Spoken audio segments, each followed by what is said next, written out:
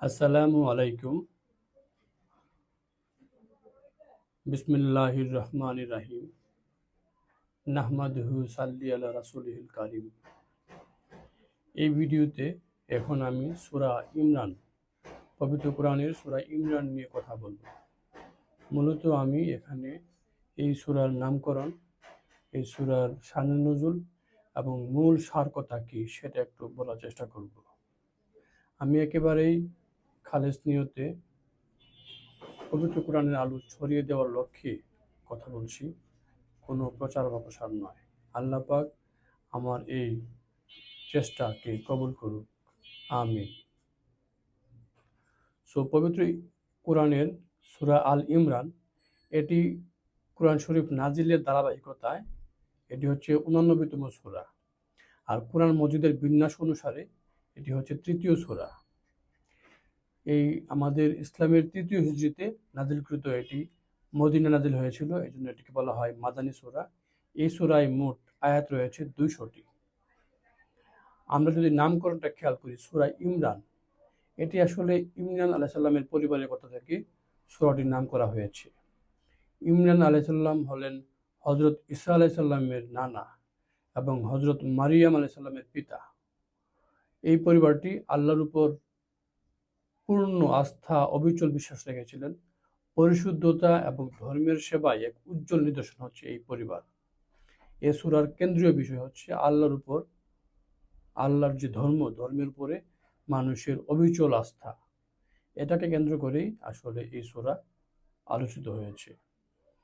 আমরা যদি নাজিলের শান নজুলটা দেখি, কেন নাজিল হয়েছিল, তাহলে দেখব যে আসলে এই সূরার শান নজুল হচ্ছে, প্রেক্ষাপটটা হচ্ছে যে নাজরান নামে একটি বংশ ছিল, তাদের প্রতিনিধি দল রাসূলুল্লাহ সাল্লামের সঙ্গে সাক্ষাৎ করতে এসেছিলেন। ওই সাক্ষাৎ বা ঐতিহাসিক কথোপকথনই আসলে এই সূরার মূল বিষয়। তাদের ব্যাপারে এই সূরার ৮৩টি আয়াত নাযিল হয়েছে। এখানে আরবের ইয়েমেন অঞ্চলের একটি অংশের নাম ছিল নাজরান। তার অধিবাসীরা ছিল খ্রিস্টান। নবম কিংবা দশম হিজরিতে নাজরান থেকে ৬০ সদস্যের একটি সম্ভ্রান্ত মর্যাদাপূর্ণ প্রতিনিধি দল রাসূলুল্লাহ সাল্লাল্লাহু সাথে দেখা করতে এসেছিল। তাদের মধ্যে ছিলেন ১৪ জন উপনেতা এবং ৩ জন ছিলেন নেতা। আব্দুল মাসি আকিব, সে নেতৃত্বে এক্সপার্ট ছিল। আজহাম সাজিদ, সে বিচক্ষণতায় ভালো ছিল। এবং আবু হারিসা ইবনে আলকামা, তিনি ছিলেন প্রধান পাদ্রী। সমাজে তাদের ব্যাপক প্রভাব ছিল। তারা এসে বিভিন্ন বিতর্কিত বিষয়ে রাসূলুল্লাহ সাল্লামের সঙ্গে কথোপকথন করেন। তখন রাসূলুল্লাহ সাল্লামের আলোচনার মধ্য দিয়ে তাদের তৃতীয়বাদের আকীদা এবং পুত্রত্বের অলীক ধারণার অসারতা প্রমাণিত হয়, এবং এই কারণেই এই সূরাটি নাযিল হয়েছিল। তাহলে এই সূরার মূল বক্তব্য কি? সূরাটিতে মূলত আলোচিত হয়েছে আল্লাহর পক্ষ থেকে কিতাব যে নাজিল হয় সেই বিষয়টা এখানে ঘোষণা করা হয়েছে। যারা অস্বীকারী তাদের পরিণতি কি হইতে পারে সেটাও এখানে আলোচিত হয়েছে। এবং এই সূরায় বর্ণিত হয়েছে আল্লাহর পথে যারা সংগ্রামকারী, মুত্তাকি এবং জ্ঞানী, তাদের গুণাবলী কি। ইহুদীদের সীমালঙ্ঘন যে এবং ভ্রান্ত ধারণার যে বিষয়গুলি, সেগুলি এখানে এসছে। হযরত ঈসা আলাইহিস সালামের মা মরিয়মের জন্ম এবং লালন পালনের ইতিবৃত্ত এই সূরায় আলোচিত হয়েছে। এতে আরও বর্ণিত হয়েছে হযরত ঈসা আলাইহিস সালামের জন্ম, মুজিজা এবং বনী ইসরাইলের হঠকারিতায় ইহুদি ও খ্রিস্টানদের প্রতি নসিহত এবং তাদের বিচ্যুতির কথা। এ সূরায় বলা হয়েছে নবীদের থেকে আল্লাহ অঙ্গীকার গ্রহণের কথা। মুসলিম উম্মার দায়িত্ব ও কর্তব্য কি, কাফিরদের সঙ্গে মুমিনদের আচরণ কিরকম হবে, বদরের যুদ্ধে মুমিনদের আল্লাহর সাহায্য করার যে কথা, সেটিও এই সূরায় আলোচিত হয়েছে। আরও রয়েছে মুমিনদের সুদ গ্রহণের যে নিষেধাজ্ঞা রয়েছে সেটা, এবং উহুদ যুদ্ধের যে পর্যালোচনা, সেটাও এই সূরায় এসছে। সুতরাং এই সূরা থেকে আমরা কি শিখব? শিক্ষণীয় হচ্ছে শুধু আশা আকাঙ্ক্ষা বা প্রার্থনা করেই আল্লাহর রহমত পাওয়া যায় না। পরিপূর্ণ বিশ্বাস রেখে সৎ উদ্দেশ্যে সৎ কাজ করা জরুরি, তবেই আল্লাহ পাক আমাদেরকে কবুল করবেন। আমরা যদি কিছু আয়াতের অনুবাদ দেখি তাহলে বুঝতে পারব। যেমন আয়াত ২৬-এ বলা হয়েছে, বলো, হে সার্বভৌম শক্তির মালিক আল্লাহ, তুমি যাকে ইচ্ছা ক্ষমতা প্রদান করেছ, আর যার নিকট হতে ইচ্ছা ক্ষমতা কেড়ে নাও। যাকে ইচ্ছা তুমি ইজ্জত দান করো, আর যাকে ইচ্ছা তুমি হীন করো। কল্যাণ তোমার হাতে।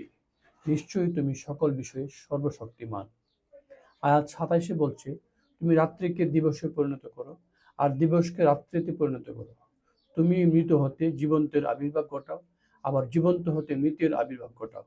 তুমি যাকে ইচ্ছা অপরিমিত জীবন ও পরিক্রম দান করো, যাকে ইচ্ছা বেশি দান করো। আয়াত 31 বলা হয়েছে, যদি তোমরা আল্লাহকে ভালোবাসো তাহলে আমাকে অনুসরণ করো।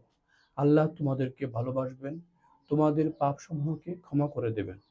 আর আল্লাহ অত্যন্ত ক্ষমাশীল এবং পরম দয়ালু। 109 আয়াতে বলা হয়েছে, আর আসমানে যা কিছু আছে এবং জমিনে যা কিছু আছে সবই আল্লাহর, এবং আল্লাহর কাছেই সবকিছু প্রত্যাবর্তিত হবে।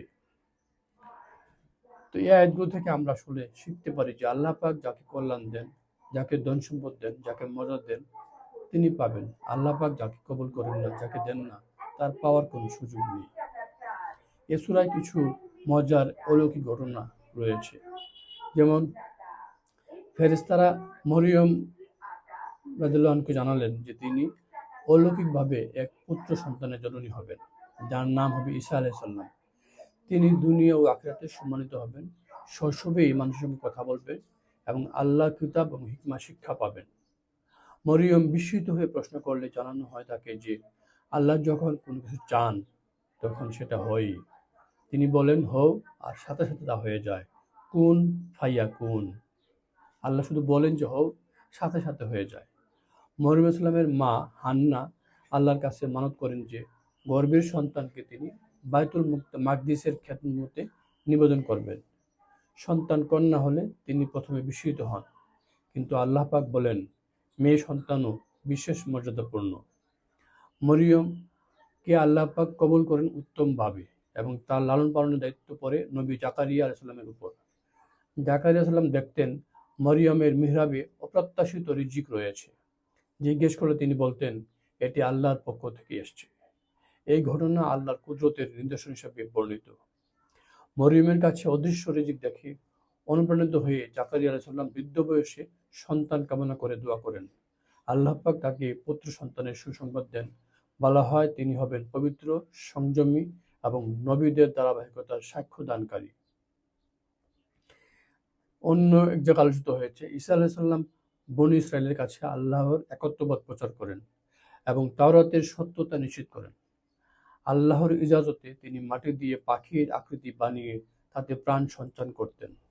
ঈসা আলাইহিস সালাম জন্মান্ধ কুষ্ঠরোগীকে আরোগ্য দিতে পারতেন, এমনকি মৃতকেও জীবিত করতে পারতেন। তবুও অনেকে অবিশ্বাস করে ষড়যন্ত্র করতেন। আল্লাহ পাক জানান তারা ষড়যন্ত্র করলেও আল্লাহ পাক উত্তম পরিকল্পনাকারী। অবিশ্বাসীরা তাকে হত্যার পরিকল্পনা করে, কিন্তু আল্লাহ পাক ঘোষণা করেন তারা হত্যা করতে পারেনি বা ক্রুশবিদ্ধ করেনি, বরং আল্লাহ তাকে নিজের কাছে তুলে নেন। এই অংশে তাওহীদের আকীদা ও নবুয়তের মর্যাদা স্পষ্ট করা হয়েছে। অন্যত্র বলা হয়েছে যে বদর যুদ্ধে মুসলমানরা সংখ্যায় এবং সামর্থ্যে দুর্বল ছিল, তবুও আল্লাহ পাক তাদের ধৈর্য ও তাকওয়ার কারণে ফেরেশতা দ্বারা সাহায্য করেন। এতে বোঝানো হয়েছে সাফল্য কেবল সংখ্যায় নয়, ঈমান এবং আল্লাহর কাছ থেকে সাহায্য আসে। আমাদের উহুদ যুদ্ধ যেটা হয়েছিল সেটা নিয়েও কথা বলা হয়েছে এই সূরায়। উহুদ যুদ্ধে প্রথমে মুসলমানরা কিন্তু অগ্রগামী হয়েছিল, কিন্তু কিছু সাহাবীর নির্দেশ অমান্য করায় পরিস্থিতি বদলে যায়। এই ঘটনায় শিক্ষা দেওয়া হয়েছে নবীর নির্দেশ মানা, ধৈর্য ধরা এবং দুনিয়ার লোভ পরিহার করা জরুরি। আল্লাহ পাক মুমিনদের ভুল থেকে শিক্ষা নিতে বলেন এবং হতাশ না হতে উৎসাহ দেন। এভাবেই এই সূরাতে আসলে আমাদের ইমরান আলাইহিস সালাম, মরিয়ম, বিবি মরিয়ম, তারপরে হযরত ঈসা আলাইহিস সালামের জীবনী উঠে এসছে, বদর যুদ্ধের কথা এসছে, উহুদ যুদ্ধের কথা আসছে। আমাদের আল্লাহ পাকের প্রতি, ধর্মের প্রতি কতটা অবিচল আস্থা রাখতে হবে এবং সবকিছু যে আল্লাহ পাকের হাতে। আমাদের ধন সম্পদ, শান্তি, প্রশান্তি, কল্যাণ, মর্যাদা সবকিছু আল্লাহ পাকের হাতে। আমাদের নিজেদের কিছুই করার নেই। আমরা সেইগুলিকে মনে রাখবো এবং সূরা ইমরানের যে মেসেজ, যে কথাগুলি, সেগুলি আমাদের জীবদ্দশায় কাজে লাগাবো। বাস্তব জীবনে, নিজের জীবনে, পারিবারিক জীবনে, সমাজ জীবন এবং রাষ্ট্রীয় জীবনেও সেটি কাজে লাগাবো। সে আশা ব্যক্ত করে শেষ করছি। আসসালামু আলাইকুম।